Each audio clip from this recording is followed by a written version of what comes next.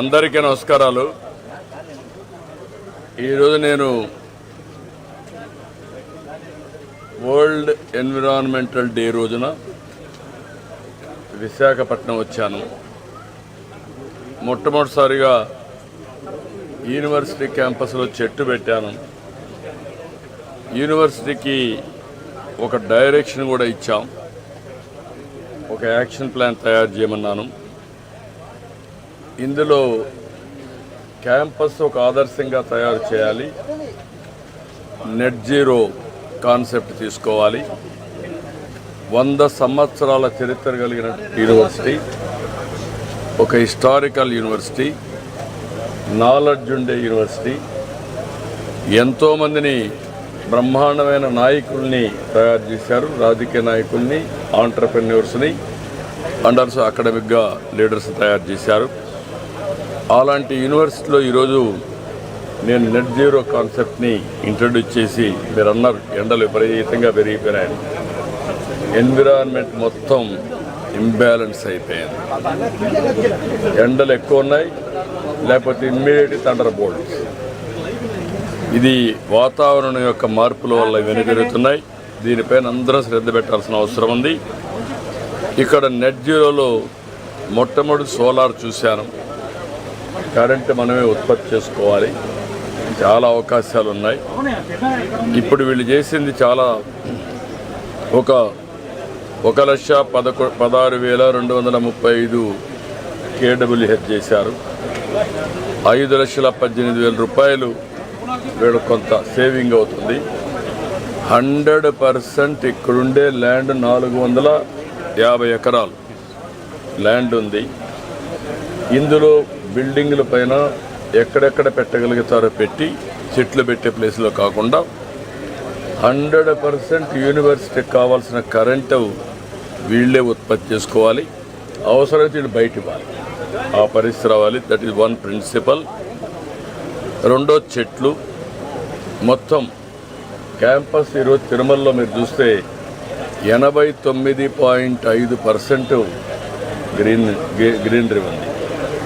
దానివల్ల ఈరోజు అక్కడ పోతే ఒక మ్యాక్సిమం డిఫరెన్స్ కనపడుస్తుంది. ఎండలకు టెంపరేచర్ కానీ, ఎండలు కానీ, ఇవన్నీ కూడా చాలా డిఫరెన్స్ వస్తాయి. ఇక్కడ 100% దాజీ అని హైదరాబాద్లో బ్రహ్మాండంగా చేశారు. వారిని కూడా పెట్టుకున్నాం. ఇక్కడ బయోడైవర్సిటీ పార్క్ కింద యూనివర్సిటీ తయారు కావాలి.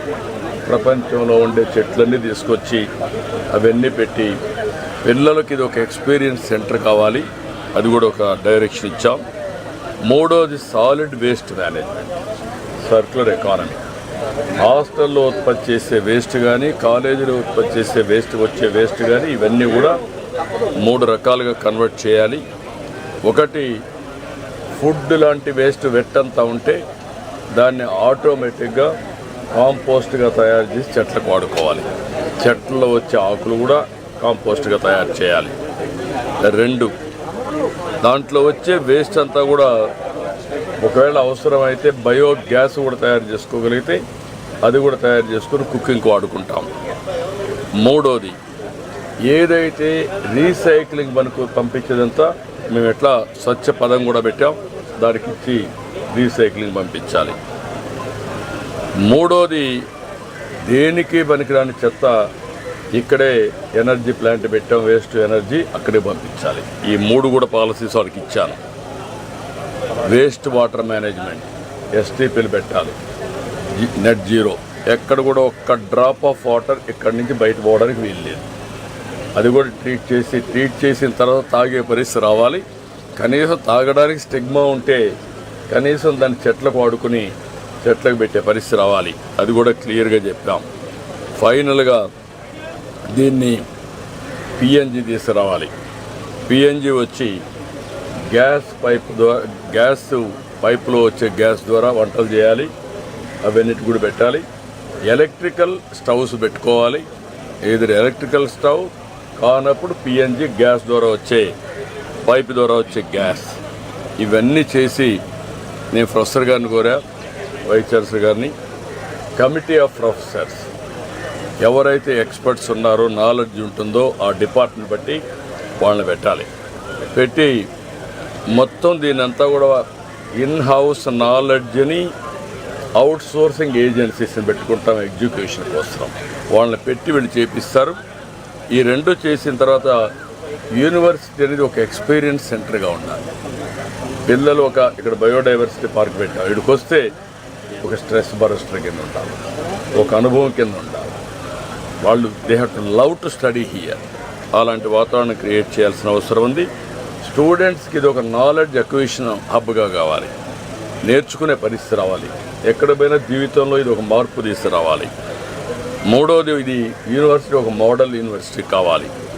4, ఏదైతే university all colleges affiliated colleges అన్నిటికీ వీళ్ళు గైడ్ చేయాలి. ఇమ్మీడియట్గా they have to take it up, they have to guide all universities and they have to get it done. దానికి ఏమేమి కావాలో వర్కౌట్ చేసుకుంటారు. ఇంకొక పక్కన top 3 universities in the world నాలెడ్జ్లో లేకపోతే టాప్ 10 or 20లో పెట్టుకొని ఆ స్థాయికి యూనివర్సిటీ చేరాలి. Premises one of the best premises. Location nobody will get this type of location happening. Visakhapatnam is next level now. ఇవన్నీ వచ్చినప్పుడు యూనివర్సిటీ కూడా ఆ స్టేజ్కి వెళ్ళాల్సిన అవసరం ఉంది.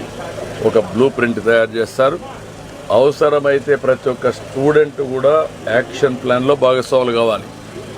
వాళ్ళకందరికీ ఇచ్చిన తర్వాత వాళ్ళు కూడా ఐడియాస్ ఇస్తే అవి కూడా తీసుకొని ఇంటిగ్రేట్ చేసి లెక్చరర్స్, ఆల్ స్టాఫ్, అదే సమయంలో స్టూడెంట్స్ అందరూ కలిసి దీన్ని తయారు చేస్తారు. రెండోది, ఈరోజు ఎన్విరాన్మెంట్ డే కాబట్టి నేను కూడా సైకిల్లో వెళ్తున్నాను. మళ్ళీ సైకిల్లోనే వస్తాయి. ఈరోజు మొదటి ప్రారంభం అందరికీ చెప్పాను, హీర్ ఆఫ్టర్ వర్డ్స్ వీలైనంత వరకు సైకిల్లో తిరిగితే ఏదో ఫోటోల కోసం కాదు, అది ఒక అలవాటు కావాలి, వే ఆఫ్ లైఫ్ కావాలి. ఎలక్ట్రికల్ సైకిల్స్ వచ్చేసాయి. ఒకటి కొనుక్కుంటే ఓపిక ఉంటే పెడలింగ్, ఓపిక లేకపోతే ఎలక్ట్రికల్. రెండోది, దీనివల్ల మీకు అడ్వాంటేజ్ ఏంటంటే ఎక్సర్సైజ్, ఫిట్నెస్ పర్ఫెక్ట్గా ఉంటుంది. ఇక్కడ విశాఖపట్నంలో కూడా ఈ సిటీలో వాకింగ్ పాత్ కూడా తయారు చేస్తాం. సైక్లింగ్ పాత్స్ ఎన్ని వీలైతే తయారు చేస్తాం. సెపరేట్గా ఉంటాయి. ఎవరు పోవాలన్నా సైకిల్లో కూడా పోయి వస్తూ ఉంటారు ఆఫీసులకి. అలాంటి ఎన్విరాన్మెంట్ని క్రియేట్ చేస్తాం. గ్రీనరీ కూడా 50% పెంచుతాం. ఈరోజు పవన్ కళ్యాణ్ గారు డిప్యూటీ సీఎం గారు ఆధ్వర్యంలో 5 కోట్ల సీడ్ బాల్స్ కూడా తయారు చేస్తున్నాం. దాన్ని కూడా ఒక ఉద్యమంగా తీసుకుంటాం. ఇప్పుడు 31.5% గ్రీన్ కవర్ ఉంది రాష్ట్రంలో. దీన్ని 2047 అంతకంటే ముందు 50% తీసుకుంటాం. Everywhere circular economy, net zero. అది టౌన్స్లో కావచ్చు, ఆర్గనైజేషన్స్లో కావచ్చు, కాలేజీల్లో కావచ్చు, ఎవ్రీవేర్ దీన్ని ఫాలో అవ్వాలి. ఇది ఒక ఆదర్శంగా చేయాలనుకుంటున్నాం. ఈ 2 కాకుండా 2 ప్రోగ్రాంలు ఉన్నాయి. ఒకటి అక్వాకల్చర్, రెండోది సాయంత్రం విఆర్ మీటింగ్ కూడా ఉంది. అవి కూడా తర్వాత బ్రీఫ్ చేస్తాం. అందుకని ఇప్పుడు ప్రక్షాళన మొదలుపెట్టాం. విశాఖపట్నం పోర్ట్ దగ్గర నుంచి అన్ని ప్రక్షాళన చేస్తాం. Thank you.